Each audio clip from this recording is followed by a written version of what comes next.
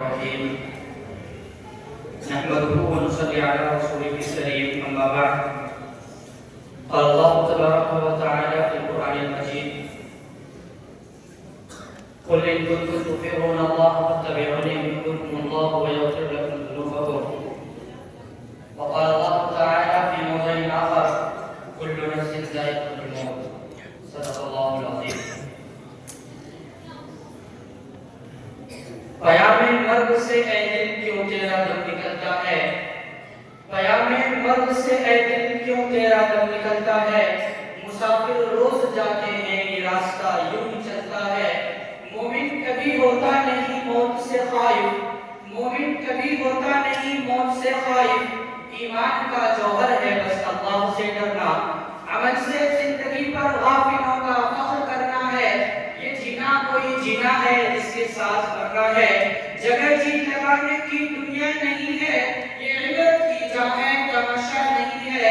ایک دن مرنا ہے آخر موت ہے، کر لے جو کرنا ہے آخر موت ہے. برادران محترم، موت ہر جاندار کے لیے ایسا خطرناک لفظ ہے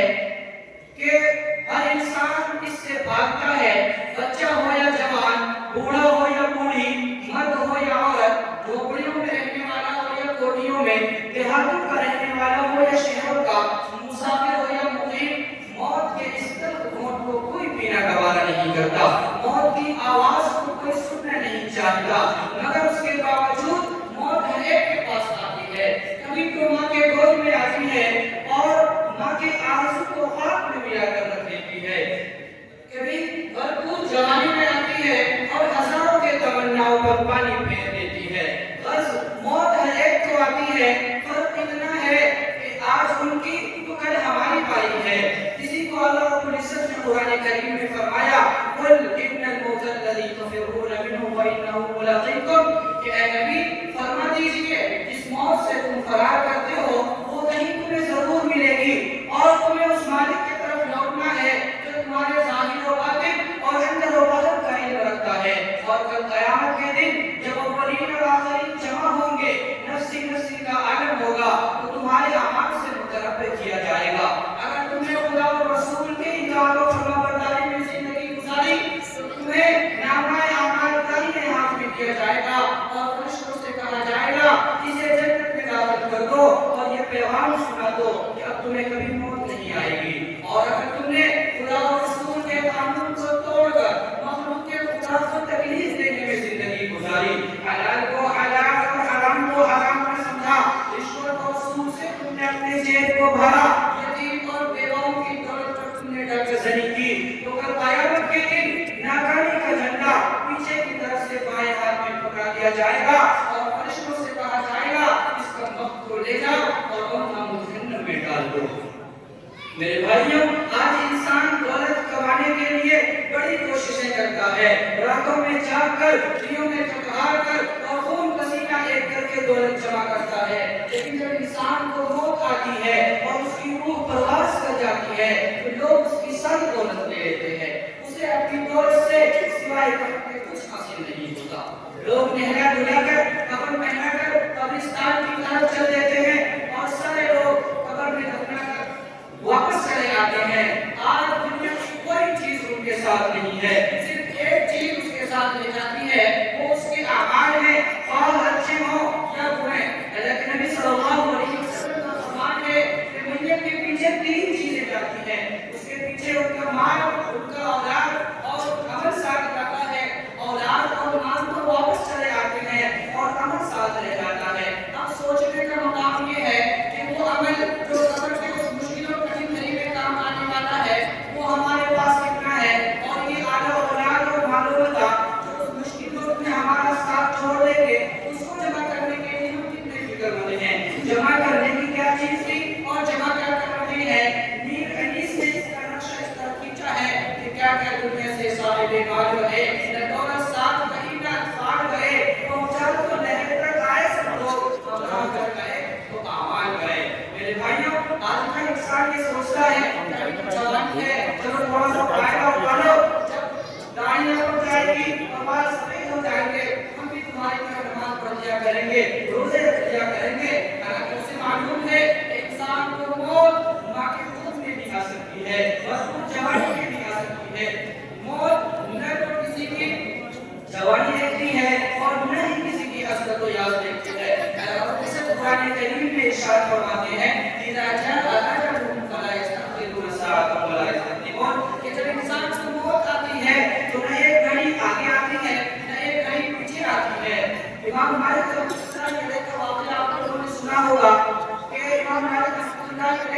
نے آقا نبی صلی اللہ علیہ وسلم کی زیارت کی تو انہوں نے پوچھا کہ میرے محبوب میں 17 برس سے مدینے میں ہوں، فرما دیجئے میری موت کب آئے گی؟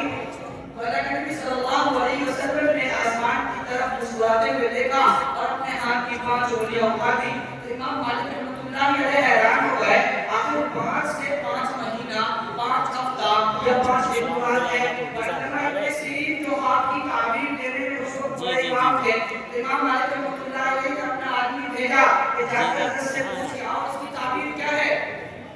تو علامہ ابن سیرین رحمۃ اللہ علیہ کہنے لگے کہ آقا نبی صلی اللہ علیہ وسلم نے قرآن کریم کی یوں ہی آیت پڑھی ہے خمس لا یعلمہ الا اللہ، کہ 5 باتیں ایسی ہیں جن کا علم اللہ کے سوا کسی کو نہیں ہے۔ ان اللہ عنده علم الساعہ، ان میں سے کئی بار ان اللہ عنده علم الساعہ کہ قیامت کب آئے گی اس کا علم اللہ کے سوا کس کو ہے؟ وَيُنَزِّلُ الْغَيْثَ، بارش کب آئے گی اس کا علم اللہ کے سوا کس کو ہے؟ وَيَعْلَمُ مَا فِي الْأَرْحَامِ، عورت کے رحم میں بچہ ہے یا بچی یہ کس کو پتا ہے؟ وَمَا تَدْرِي نَفْسٌ مَاذَا تَكْسِبُ غَدًا، اور کوئی شخص نہیں جانتا کہ وہ کل کیا کرے گا۔ وَمَا تَدْرِي نَفْسٌ بِأَيِّ أَرْضٍ تَمُوتُ، اور تمہیں موت کب آئے گی یہ اللہ کے سوا کس کو ہے؟ اللہ کے نبی صلی اللہ علیہ وسلم ہر جمعے کو مسجد نبوی سے نکل کر جنت البقیع جایا کرتے تھے اور فرماتے تھے میرے صحابہ تم بھی چلو تاکہ اس شہر خاموشہ کو دیکھے جہاں لوگ سوئے تو جاگتے نہیں، تم ہوئے کہ نظر آتے نہیں۔ میرے بھائیوں یاد رکھیں ایک نہ ایک دن موت ہر کا دروازہ کھٹکھٹائے گی اور ہر ایک کو اپنے رب سے ملاقات کرنا ہے۔ اس لیے ہم اپنے کندھوں پر جب دوسروں کو اٹھاتے ہیں تو ہمیں یہ علم حاصل کرنی چاہیے کہ ہمیں بھی ایک دن دوسروں کے کندھوں پر سوار ہو کر جانا ہے۔ اللہ تبارک و تعالی ہم سب کو موت کی سختی سے حفاظت فرمائے اور ہمارا ایمان مکمل فرمائے۔ آمین۔ وآخر دعوانا الحمدللہ رب العالمین۔